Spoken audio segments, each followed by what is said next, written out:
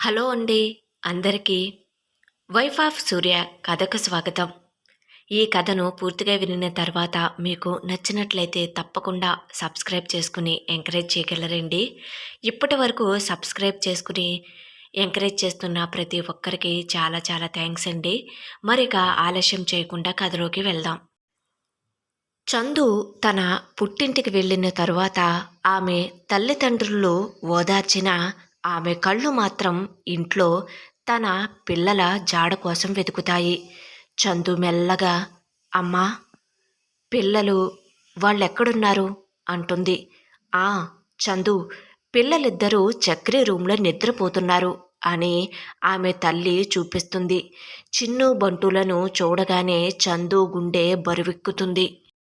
తన అండ లేకుండా ఏం జరుగుతుందో తెలియని భవిష్యత్తులో వారికి ఎంత కష్టం వస్తుందో అని భయపడుతుంది.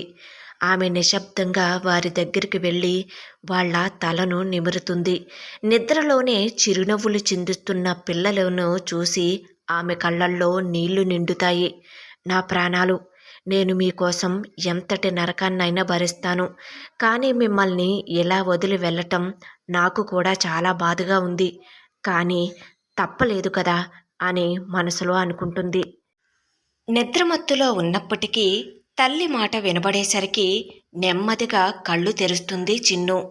తన తల్లిని చూసి ఒక్కసారిగా ఆశ్చర్యపోతూ సంబరపడిపోతుంది. సంతోషంగా, అమ్మా నువ్వు వచ్చేసావా? నేను తమ్ముడు నిన్ను చాలా మిస్ అయ్యాము అంటూ గట్టిగా అరుస్తూ తల్లిని చూసిన ఆనందంతో చెబుతుంది. ఆ మాటలకు ప్రక్కనే ఉన్న బంటు కూడా కళ్ళు తెరిచి చూస్తూ, అమ్మా నువ్వు మమ్మల్ని వదిలి ఎక్కడికి వెళ్ళిపోయావు అని కళ్ళు నులుముకుంటూ అడుగుతాడు బంటు. పిల్లల అమాయకమైన ప్రశ్నలు చందు గుండెలను పిండేస్తాయి. ఆమె బంటుని పైకి లేవదీసి తన పిల్లలిద్దరినీ గట్టిగా కౌగిలించుకుని కన్నీళ్లు పెట్టుకుంటుంది. వారికి నిజం చెప్పలేని నిస్సహాయత ఆమెను కృంగదీస్తుంది. చందు వణుకుతున్న స్వరంతో, లేదు బంగారాలు, నేను ఎక్కడికి వెళ్ళను, మీ దగ్గరే ఉంటాను, మీరు నా దగ్గరే సురక్షితంగా ఉంటారు అంటుంది.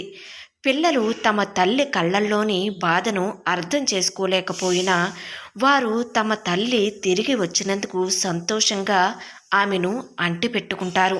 చందు తన కళ్ళల్లోని కన్నీళ్లను ఆపుకుని బలవంతంగా నవ్వుతుంది.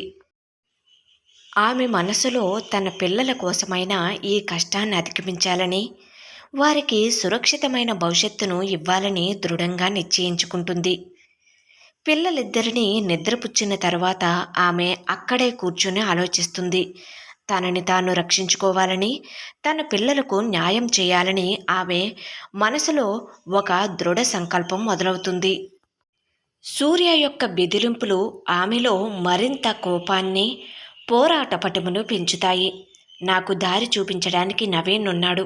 అతను నాకు సహాయం చేస్తానని చెప్పాడు. నా పిల్లల కోసం నేను బలహీనంగా ఉండకూడదు. నేను నవీన్తో మాట్లాడాలి. ఈ పోరాటంలో నేను ఒక్కదాన్నే కాదు అని మనసులో అనుకుంటుంది. తన జీవితంలో ఒక కొత్త అధ్యాయాన్ని ప్రారంభించటానికి, తన హక్కుల కోసం పోరాటానికి ఆమె సిద్ధమవుతుంది. ఈ ప్రయాణంలో ఆమెను సూర్య అనే చీకటి కోణం నుండి వెలుగులోకి తీసుకువస్తుందని ఆమె నమ్ముతుంది. వైఫ్ ఆఫ్ సూర్య కథ కొనసాగుతుంది. ఈ కథకు సంబంధించిన మిగిలిన అన్ని పార్ట్స్ కూడా మన ఛానల్లో ప్లేలిస్ట్లో సేవ్ చేయబడి ఉన్నాయండి. ఒకవేళ మీకు ఇంట్రెస్ట్ అయితే కనుక వెళ్ళి చెక్ చేయొచ్చు. Thank you.